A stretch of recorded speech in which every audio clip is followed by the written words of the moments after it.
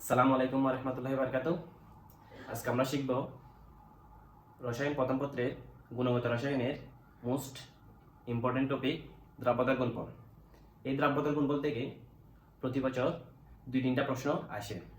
এই প্রশ্নগুলো যদি আমরা থিওরির মাধ্যমে করতে চাই তাহলে আমাদের অনেক সময় প্রয়োজন, কিন্তু ভর্তি পরীক্ষার জন্য তার সময়টা হবে আমার অত্যন্ত নগণ্য।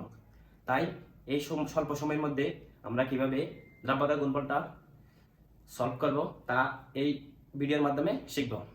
দ্রব্যতার গুণফল কিভাবে আমি তুমি থিওরির মাধ্যমে শিখব তা আমরা আজকে ভিডিওর মাধ্যমে জানতে পারবো। আমি তুমি থিওরিতে কোনো ধাতব লবণকে যদি আমি এ বি কল্পনা করি, এ হচ্ছে ধাতব লবণের ক্যাটায়নিক অংশ আর বি হচ্ছে ধাতব লবণের অ্যানায়নিক অংশ, আর আমি হচ্ছে ধাতব লবণের ক্যাটায়নিক অংশের পরমাণুর সংখ্যা আর তুমি হচ্ছে ধাতব লবণের অ্যানায়নিক অংশের পরমাণুর সংখ্যা। আর এই আমি তুমি থিওরির মাধ্যমে আজকে আমরা দ্রব্যতার গুণফলটা বোঝার চেষ্টা করব। এখানে KSP সমান আমার উপর আমি, তোমার উপর তুমি, এস আমি যোগ তুমি। আবার বোঝার চেষ্টা করি, আমার উপর আমি, তোমার উপর তুমি, এস আমি যোগ তুমি। এখানে আমরা যদি একটা উদাহরণের মাধ্যমে বোঝার চেষ্টা করি, যেমন ক্যালসিয়াম ক্লোরাইড।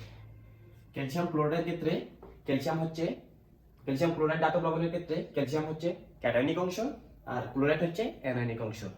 আর এখানে ক্যালসিয়াম ক্লোরাইড পরমাণু সংখ্যা হচ্ছে 1 আর ক্লোরাইড পরমাণু সংখ্যা হচ্ছে 2। এখানে 1 হচ্ছে আমি, কারণ এখানে আমি হচ্ছে ক্যাটায়নিক অংশের পরমাণুর সংখ্যা। তাহলে এখানে যেহেতু ক্যাটায়ন ক্যালসিয়াম তার পরমাণু সংখ্যা 1, অ্যানায়ন ক্লোরিন তার পরমাণু সংখ্যা 2।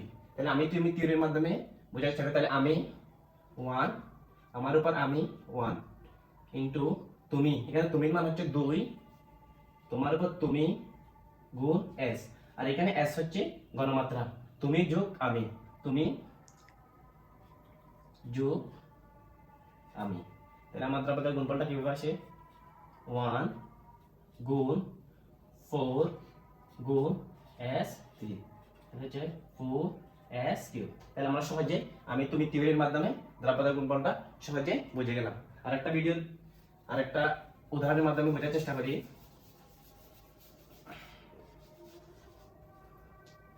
Sodium chloride.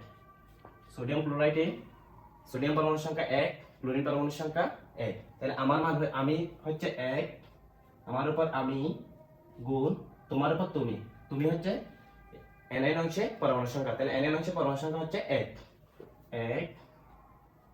1 এর উপর 1 গুণ s আমি যোগ তুমি, 1 যোগ 1। তাহলে দ্রব্যতার গুণফলটা আসে 1 গুণ s স্কয়ার। তাহলে এটা হচ্ছে s3। আর একটা উদাহরণের মাধ্যমে বোঝার চেষ্টা করি। Aluminium hydroxide.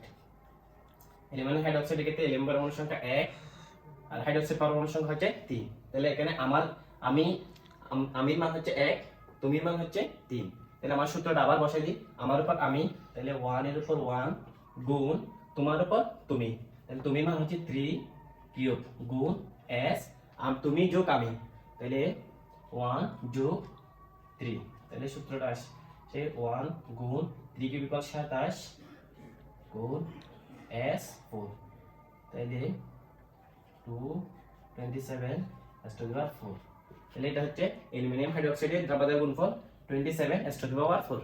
তাহলে দেখলাম আজকে আমি তুমি থিওরির মাধ্যমে কিভাবে দ্রব্যতার গুণফলটা 2-5 সেকেন্ডের মধ্যে নির্ণয় করা যায়। আজকে এই পর্যন্ত, পরবর্তী ভিডিও দেখার আমন্ত্রণ রইল। আসসালামু আলাইকুম।